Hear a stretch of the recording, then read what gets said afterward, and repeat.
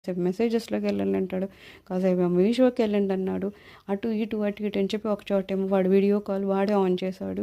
నేను పెద్ద పట్టించుకోలేదు. ఏంటంటే మీషో అంటే అది నాకు ఎప్పటి నుంచో అలవాటైన ఒక ఇవి డెలివరీ చేస్తూనే ఉంటారు కదా వాళ్ళు. సో దాని మీద అంత నాకు డౌట్ ఏం రాలేదు. సో నేను ఏదో కొంతసేపు మాట్లాడాను. అవి అటు తిప్పి ఇటు తిప్పి ఆఖరికి ఏం చేశాడంటే యూపీఐ దగ్గరికి వచ్చి యూపీఐ ఆన్ చేయండి, యూపీఐ నేను చెప్పిన నెంబర్స్ వేయండి అంటాడు. ఎట్టి పరిస్థితుల్లోనూ యూపీఐ వేసామంటే ఏముంది, డబ్బులు పోతాయి కదా, లాస్ట్ది ఇంకా మనం పాస్వర్డ్ వేస్తున్నాం. సో ఇది నేను అన్నాను, యూపీఐ ఎందుకు వేయాలి అన్నాను.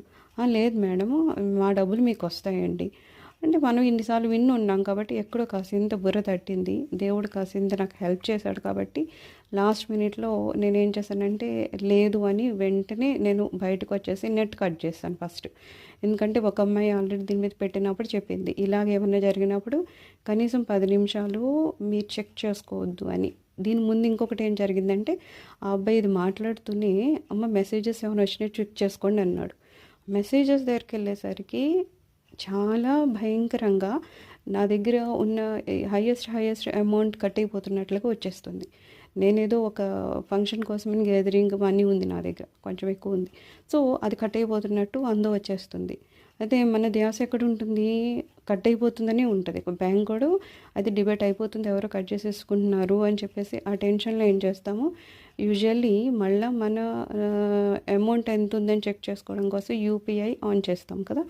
ఈ పాయింట్ ఒక అమ్మాయి చెప్పింది, మీకు అలా టెన్షన్ వచ్చిన వెంటనే మీరు యూపీఐ కోడ్ కొట్టేస్తారు, కొట్టగానే అవతల వాళ్ళకి వెళ్ళిపోతాయి, కాబట్టి మీరు 10 నిమిషాలు కనీసం 10 నిమిషాలు మీరు ఆగి ఉండండి, కొట్టద్దు అని చెప్పింది. సో ఆ పాయింట్ ఎందుకు నాకు గుర్తొచ్చి వెంటనే ఈ అబ్బాయి కాల్ కట్ చేసేసి నెట్లు కూడా కట్ చేసేసాను, వైఫై కానీ డేటా అన్నీ కట్ చేశాను. ఫోన్ అలా పెట్టాను ఒక గంట సేపు వరకు, 10 నిమిషాలు కాదు గంట సేపు ఉంచాను. కానీ నాకు ఆల్రెడీ అందులో అమౌంట్ మాత్రం కట్ అవుతుందని నార్మల్ మెసేజెస్ అయితే వస్తున్నాయి.